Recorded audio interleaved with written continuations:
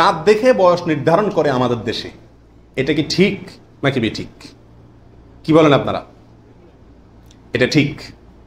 কারণ হলো পশু বিশেষজ্ঞ যারা আছেন, পশু সম্পর্কে যারা ভালো বুঝেন, পশু লালন পালনে যারা দক্ষ অভিজ্ঞ, তারা পশুর গালের ভেতরকার বিশেষ ধরনের দাঁত যখন একটা বের হয় তখন বুঝেন এটা 1 বছর হয়েছে, 2টা বের হলে বুঝেন 2 বছর হয়েছে, এবং এটা অভিজ্ঞতা দ্বারা মোটামুটি প্রমাণিত, প্রতিষ্ঠিত।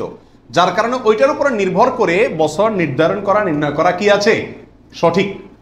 তবে কোনো পশু যদি নিশ্চিতভাবে জানা যায় তার বয়স 1 বছর 2 বছর বা যেই পরিমাণ বয়স হওয়া দরকার সেই পরিমাণ বয়স হয়েছে কিন্তু দাঁত উঠে নাই, তবুও সেটা দিয়ে কি দেওয়া যাবে? কোরবানি দেওয়া যাবে। দাঁতটা মেইন না, মেইন হলো বয়সটা ওই পরিমাণ হয়েছে কি না। ওই বয়সে হওয়ার পরও কি থাকতে পারে? দাঁত নাও থাকতে পারে।